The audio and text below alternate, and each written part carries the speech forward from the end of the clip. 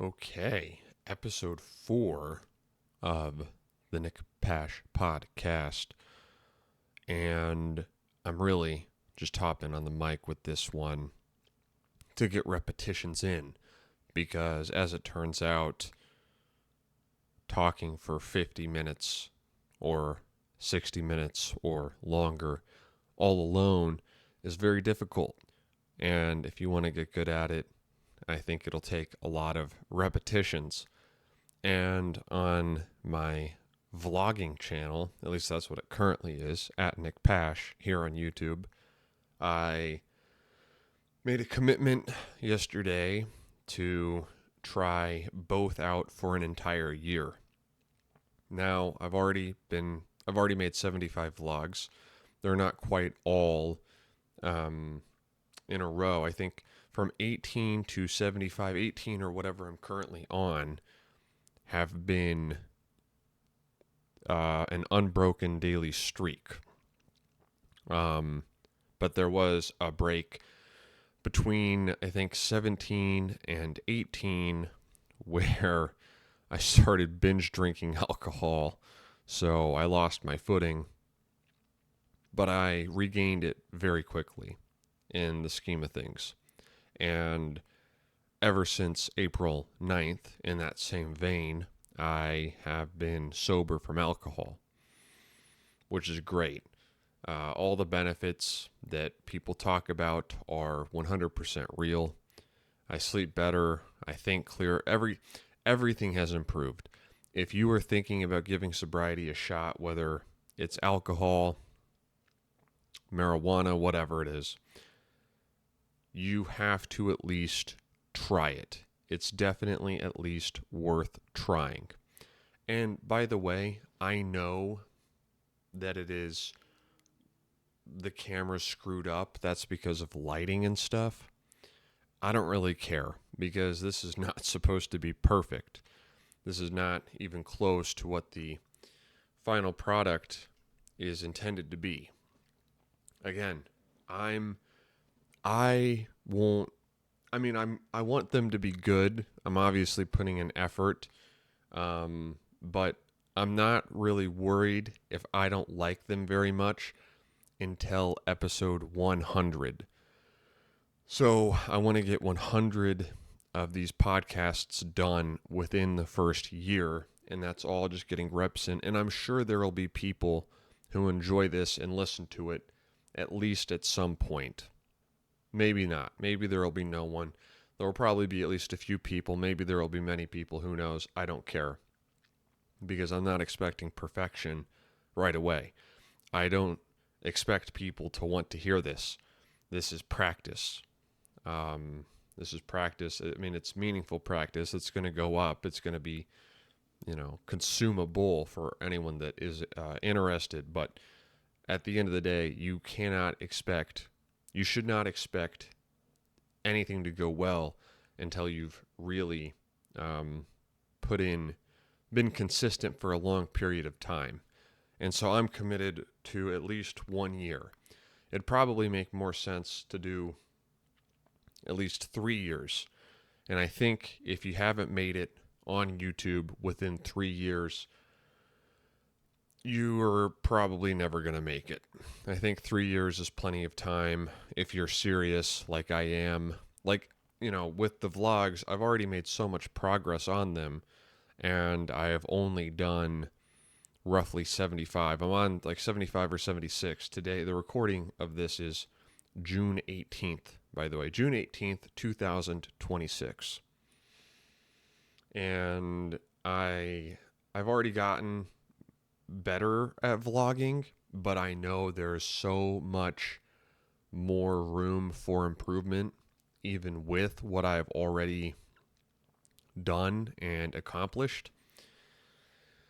But again, I know it's going to take time, and either way, the vlogs are a passion project. I think it's cool to have the vlogs up for historical purposes, and now they exist, and I've been totally candid in all of them, and I'm glad that I have them. I'm glad that I'm making them. Now, obviously, I do want them to turn into I want to, benefit from that effort as much as I can. But right now it's just a passion project, and I like how it's going. I do like how it's going. I have some fans. Shout out to my fans, if you're listening to this. But I'm I'm in it for the long haul, is what I'm saying. But yeah, I've been sober since April 9th, as I was saying earlier, and that has been a fantastic decision. I don't plan on intoxicating myself anytime soon, and it's looking like I'm almost certainly going to be placed on probation in the state of Alabama, very unfortunately, because of a DUI I got at the very end. I think it was on December 31st of 2024. I was booked for a DUI. I blew a .17. Also had an open container. I was originally pulled over for going, they clocked me at 72 and a 35. And I want to point out this cop is known for, I guess he works in the traffic division or something. And I think look, man, whatever. I'm not saying I was innocent. I'm just saying it is terrible, terrible pain in the ass, right? And so you might be thinking, okay, yeah, I was arrested December 31st, 2024.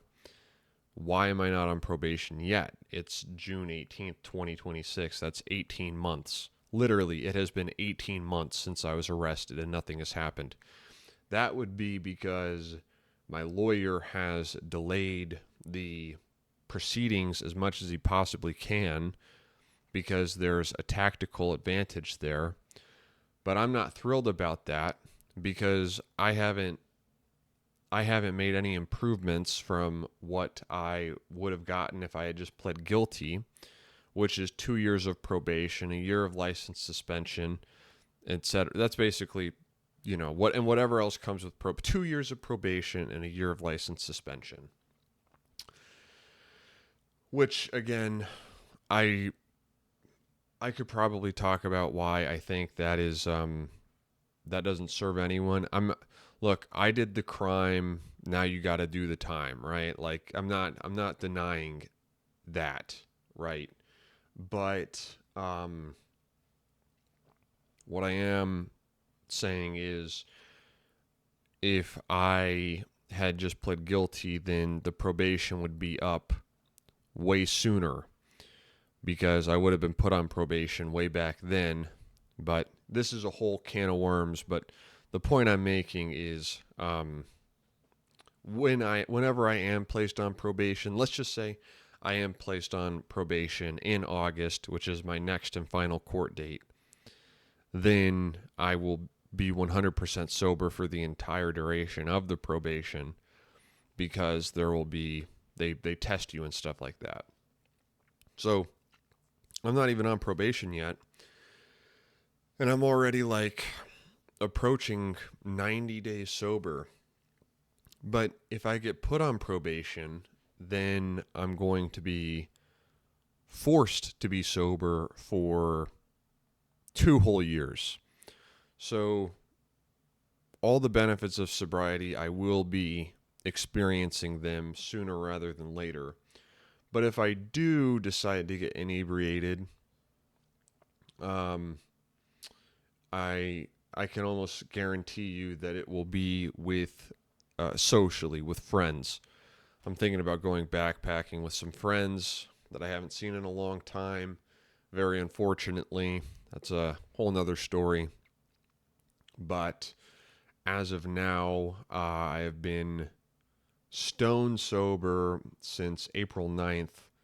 How many days is that? Like 70 days? Something like that. And it has been awesome. So if you're thinking about giving it a shot, then you definitely should. I highly, highly, highly recommend giving sobriety a shot. But yeah, so 100 podcasts in the next year, daily vlogs for 365 days. And I'm pretty confident, I would like to say that within that year, and I might be kind of reaching here, that I can quit my job if I really am serious and apply myself. And all I would need to quit my job is start making $2,000 per month. And I just think that's completely doable. Now, I don't know for sure. I haven't made any money online yet, but I'm really, really hoping that I can replace my income with content creation, because I'm already doing content creation because I like it. I truly, genuinely, sincerely like making content. And I've been doing it for some time now, right? It's not like a theory. It's not like I've made 2 or 3 or 5 videos. I've made a lot. And I really like it. And I'm going to keep doing it. I'll probably keep doing it whether I make money or not. I just hope eventually, I'm not here seeking extraordinary amounts of wealth, although obviously I'd like that, but just $2,000 a month and I can quit my job. And that will be cool for me. And that is that's the way I'm viewing this probation.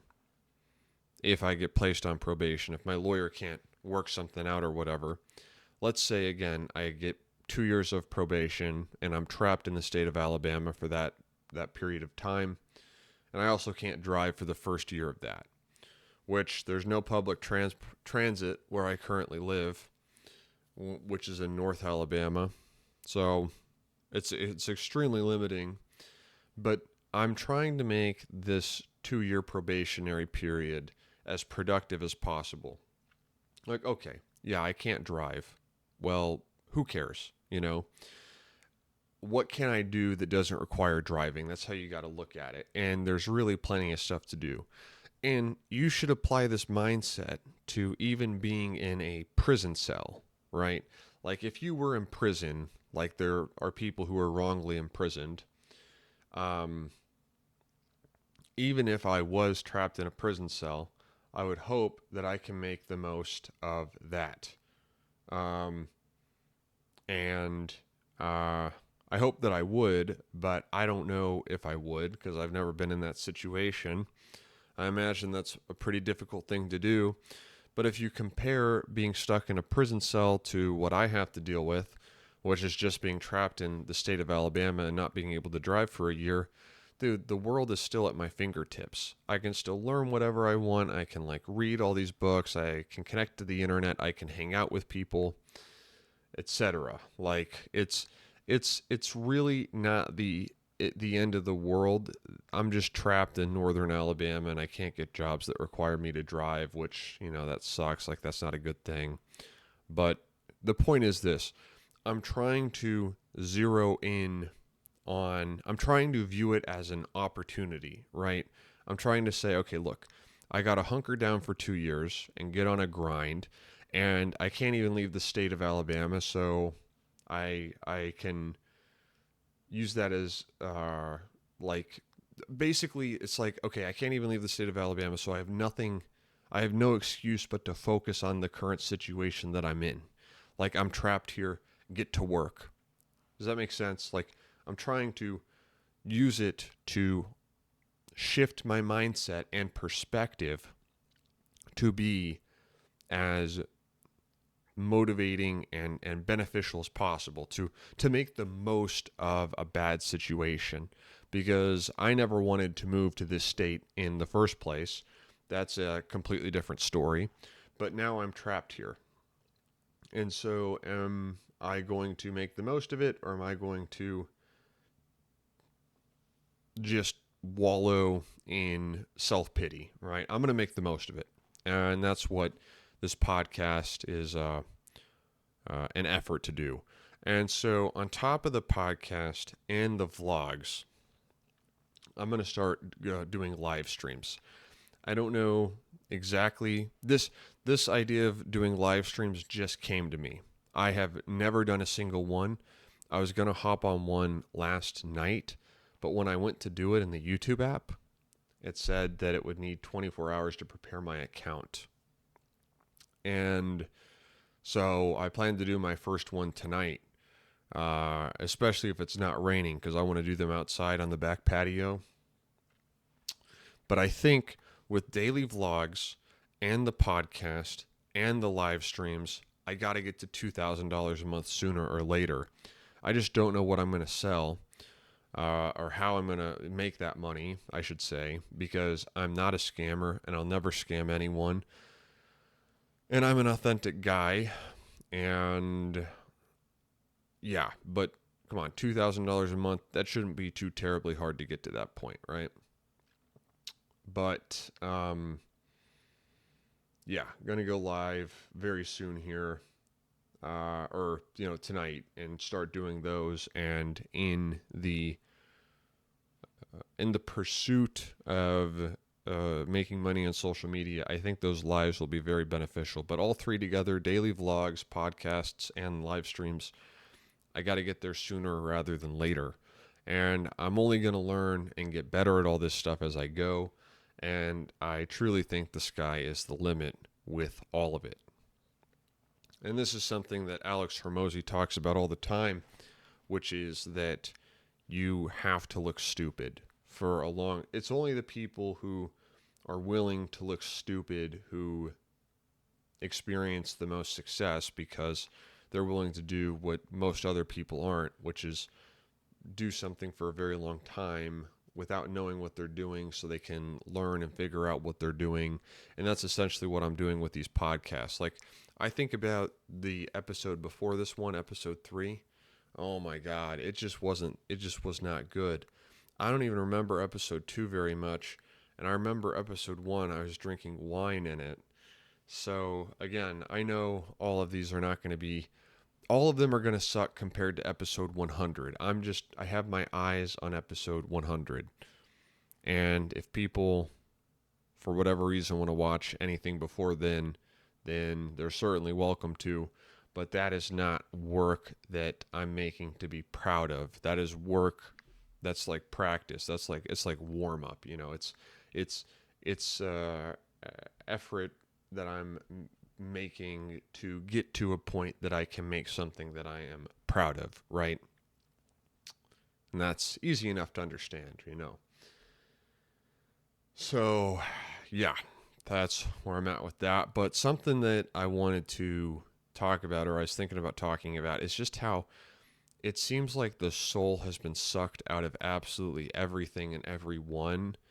And I'm only 24, so I'm pretty young, and I don't think life is supposed to have lost its magic by this point, but it pretty much more or less has for me. And I think it has for everyone in society. I think people have lost their light.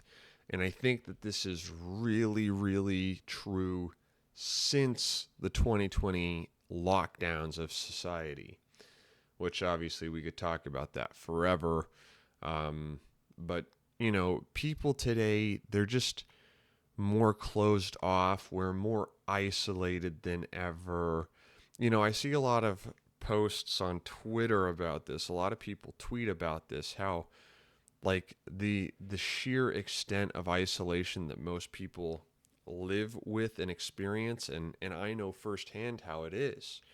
I'm an extremely lonely and isolated person, and it wasn't always this way. And I did everything in my power to hold on to the friends that I had from high school, because I entered college a year early.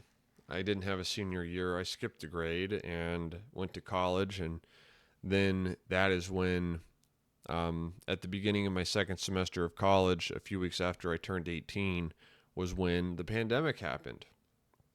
And I really haven't had a social life in any meaningful way since then.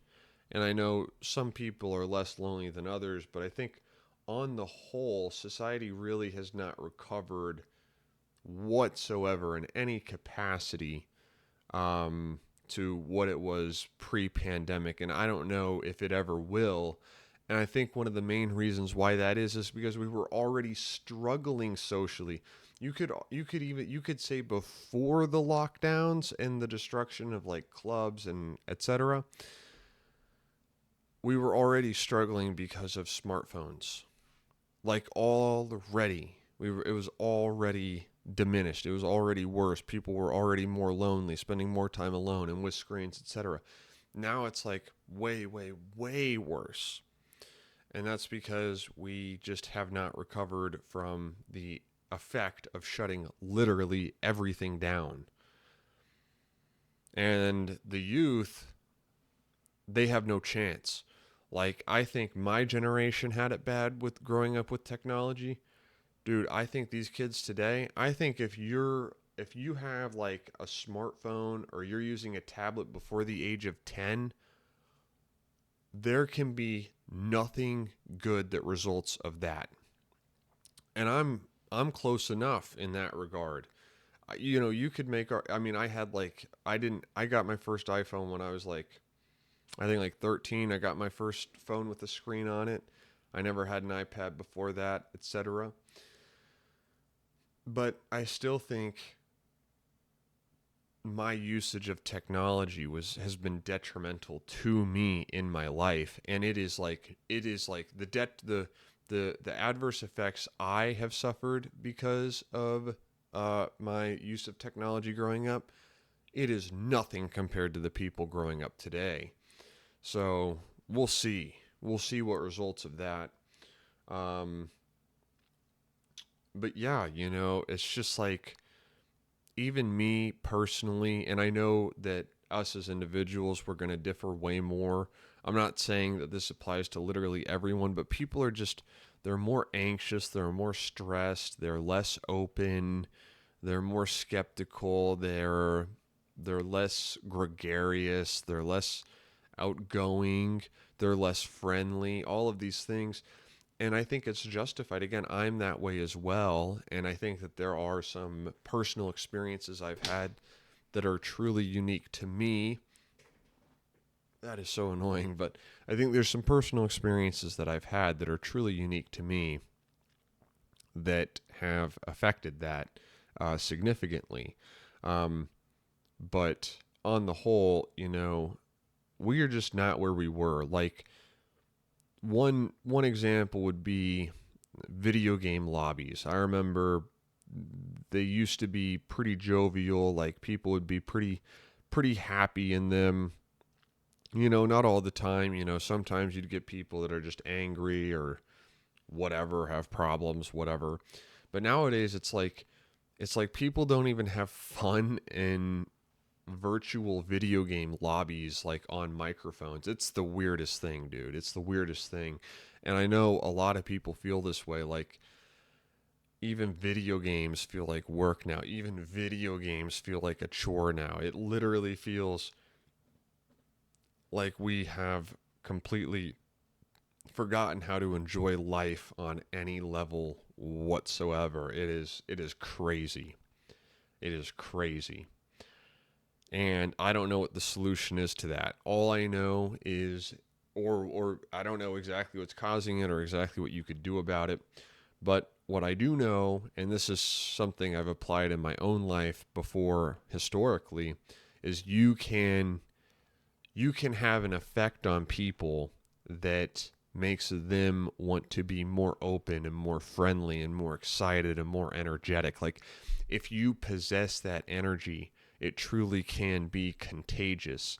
And I think we should all strive to be that person that does have that contagious, excited, outgoing, friendly, giving, charitable, generous energy that is so rare, so rarely seen today. And I do think you can run into problems with trying to be that way because other people won't really reciprocate it for the reasons that I have listed and explained, or that I've touched on, just a few minutes ago, which is, we are all kind of just done. We're all kind of shot. We're all kind of kaput. We're burnt out. We're exhausted. And we're skeptical. We're skeptical of good things happening. We all have our guard up because we know we've been cheated and mistreated and lied to, and we're helpless to do anything about it in a lot of cases.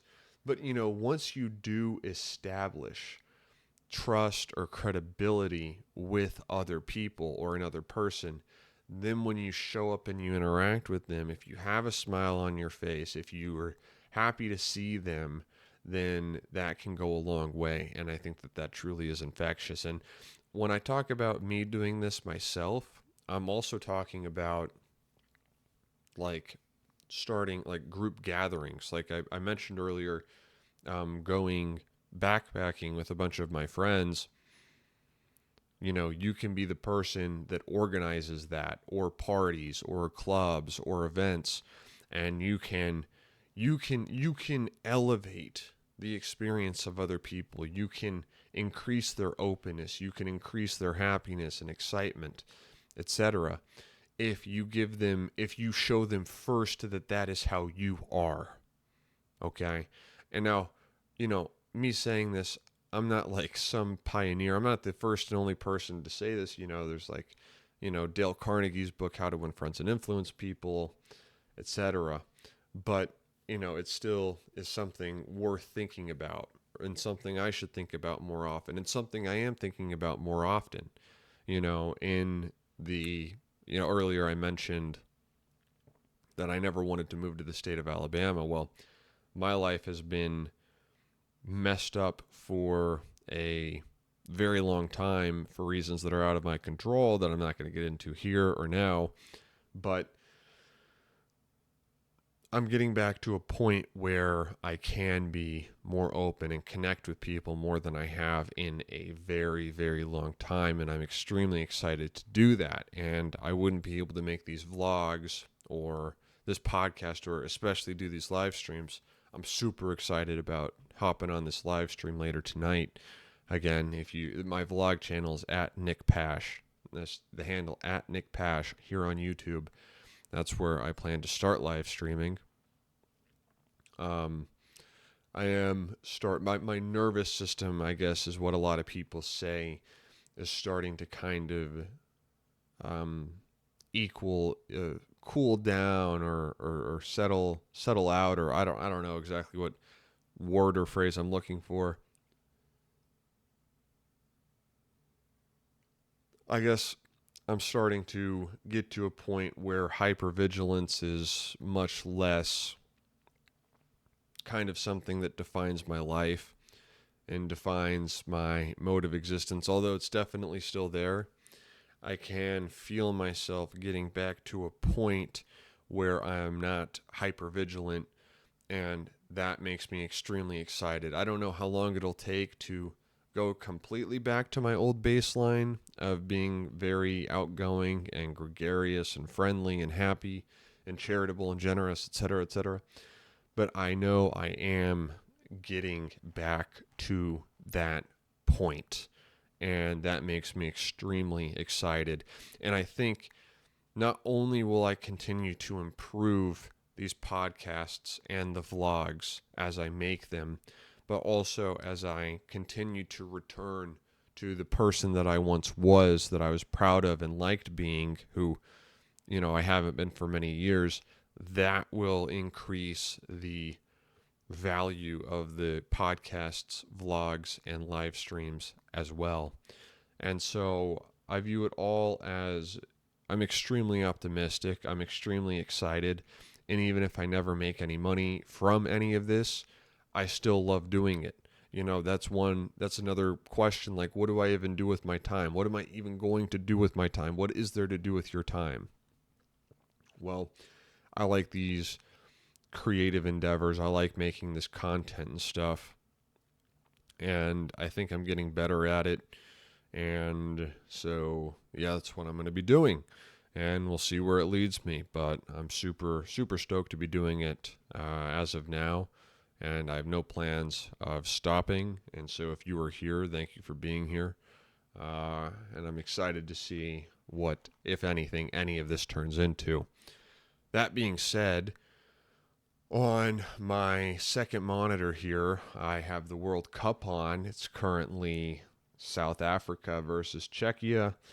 And there was a penalty given to South Africa. The game just ended. It was tied 1-1. I think the only reason it tied like that is because they were given a penalty. South Africa was given a penalty that I think was pretty BS. Pretty BS. But let's get into the World Cup itself. It's happening in the United States, Canada, and Mexico. Maybe there might be arenas elsewhere. I don't know. North America, right? And I like the World Cup. I've liked the World Cup for as long as I can remember. The first World Cup that I remember is the 2010 World Cup, and I absolutely loved the theme for that one, which was Waving Flag. Okay, I remember this song is like burned into my memory. Um, I'm not going to sing it or anything, but I remember looking it up on YouTube, because this was 2010. I was 8 years old. I'd look it up on YouTube. Waving Flag by, oh my God, his name escapes me. It's on the tip of my tongue, but it was a beautiful song. The 2010 World Cup was just awesome. Anyone who was there, anyone who remembers it knows what I'm talking about. The 2010 World Cup was the best World Cup, I think, no doubt. Who even won the 2010 World Cup? Was it Spain or Germany? I don't know. I don't know who won it, but it was awesome. I think the World Cup is cool. I like the World Cup. I don't know. I wasn't planning on talking about the World Cup, so I guess I don't have too much more to say about the World Cup, but it's cool. It's pretty remarkable that the United States isn't better at soccer, but the reason soccer, at least the reason they say, the reason that's stereotypically cited as the reason why soccer is not very popular in the United States is because you can't really put ads on it. And I think that makes a lot of sense. But then the question is, okay, well, why is it so popular in Europe? Okay, cultural differences, yada, yada, whatever, who knows? But soccer was my favorite sport growing up by far. Yeah, by far, soccer is my favorite sport. I'm actually thinking about getting back into it, to be honest with you, because it's fun and a great way to exercise. And who would I want to win? Probably top three teams: Norway, Croatia, and Uruguay. Uruguay has been my favorite team since I was 8 years old, and they placed fourth in that one, Uruguay. Norway, I have Norwegian ancestry, and the team's mostly Norwegian. Something I can't stand is when you have a team in the World Cup that's not even represented. Obviously, the biggest example of this is France. There's like two Frenchmen on the French international team. It's a disgrace. Everyone in the world knows it's a disgrace, but it's like why even have a World Cup if the teams aren't even like actually the nations they say they are?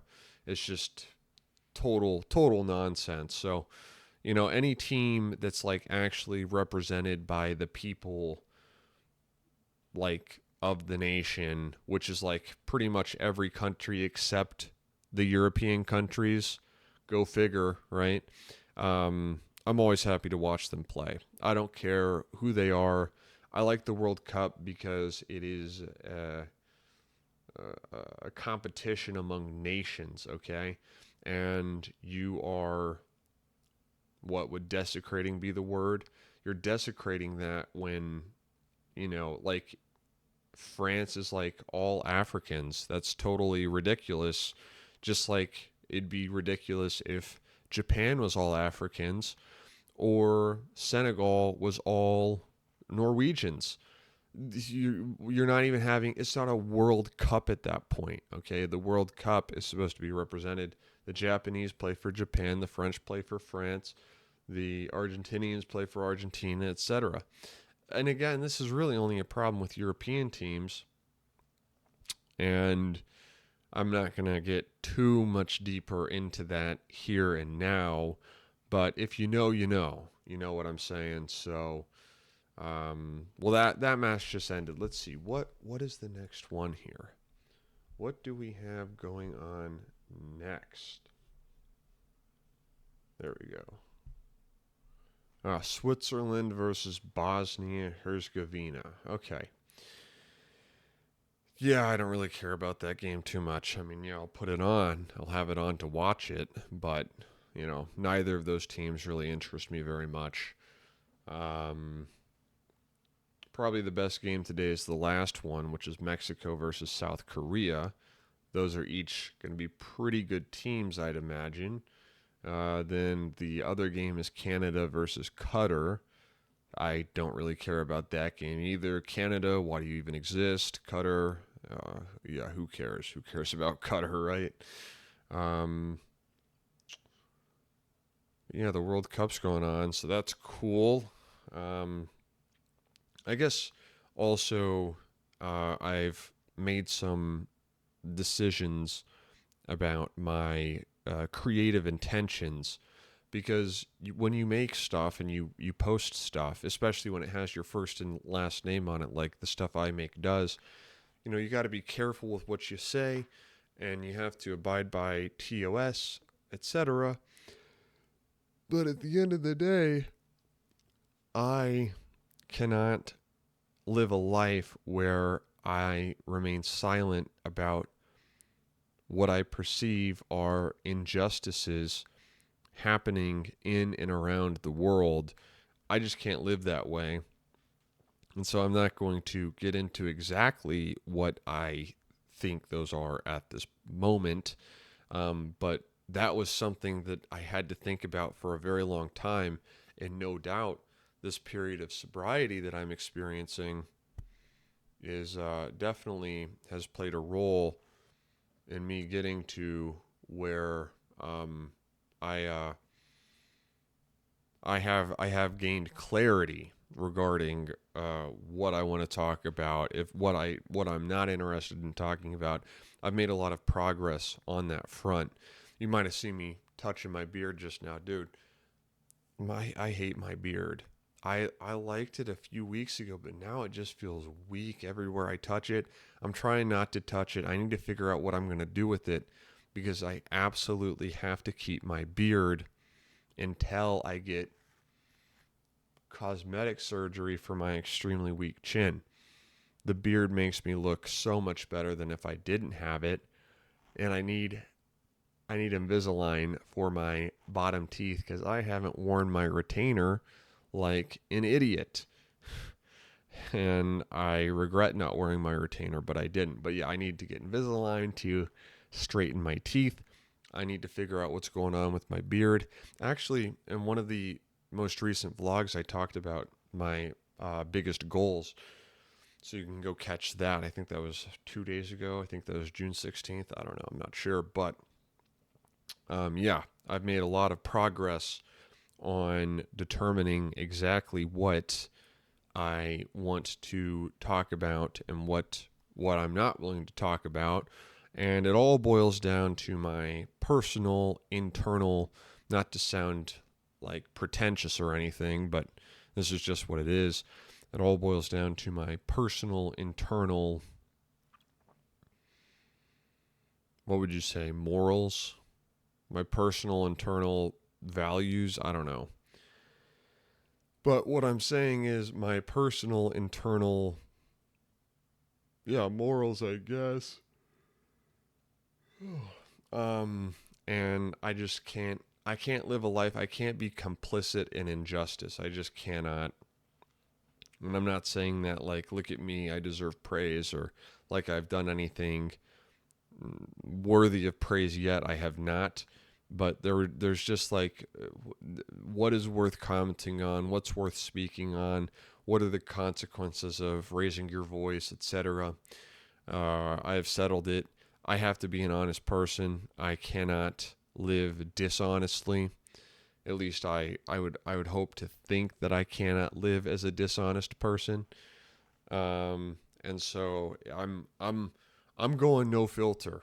I'm going as no filter as I possibly can here on YouTube, which is, you have to be extremely filtered if you don't want your stuff taken off of YouTube. So I do have to have a filter, but I do know where I am at internally, which is the truth comes before all. The truth absolutely comes before all at whatever perceived personal price or expense I have to pay. The truth absolutely 100% comes before everything. Life is pointless if you do not live in accordance with the truth and for the truth. And that is a topic I'm sure I will get into in much greater depth as time goes on. But I think we just passed the 40-minute mark. I think for episode 4, this is going to have to do it. Like I said, I'm just getting reps in. I'm just doing my best. I'm getting used to all of this, and I just want to get back into the swing of uploading. So there it is. Nick Pash Podcast Episode 4. I don't know what I'm going to title this, but I hope you enjoyed. Thank you very much for listening, and I will see you next time.